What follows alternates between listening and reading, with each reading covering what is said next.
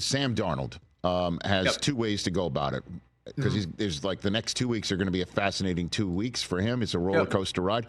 The first order business is Minnesota didn't franchise him, but I'm sure that they're not cutting off all communication with him. And then let's just say that Darnold does reach free agency. What's the market and the teams that would be interested in him, Albert? They would the Vikings would love to have him back. Here's the reality. They really, really like JJ McCarthy. And I think if you had asked them before he got hurt in the second week of August, how they felt about him, like they would say, we're actually having a conversation now about like the potential that he could start at some point this year. Like that's how much he impressed them. That wasn't part of the plan initially, but he impressed them to the point where, that was a discussion point. Then he gets hurt. Then he has a second surgery, which is more of a cleanup. I think you and I have talked about that. And he lost a bunch of weight. I think the kid's trying. Like, I think he is, but here's the thing is, and I like JJ a lot as a player. I think the thing with the Viking situation is this isn't a rebuilding team.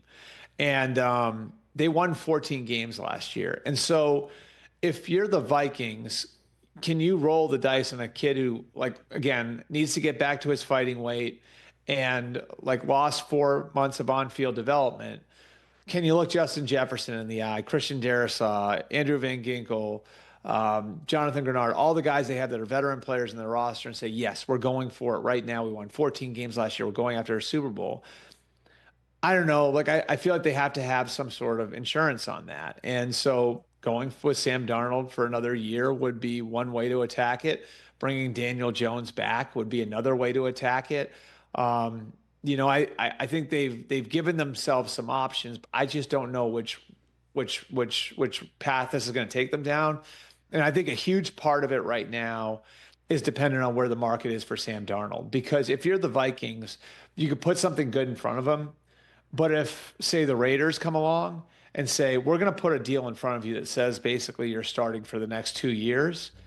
And with the Vikings, it's like, yeah, well, you'll probably be our starter this year, but, we got the first round pick there. Like, I think that's where this rubber meets the road a little bit, right? Like, so I think how the market bears out for Sam Darnold, whether it's the Raiders, whether it's the Giants, whoever it is, like teams that throw their hat in the ring, like I think that's going to determine whether or not the Vikings wind up with Darnold back. Because the one thing that would be hard for them to compete with now, unless they trade JJ McCarthy, which I don't think they're of a mind to do right now, is the one thing that would be tough for them to compete with is some team coming in and making the commitment to Sam Darnold.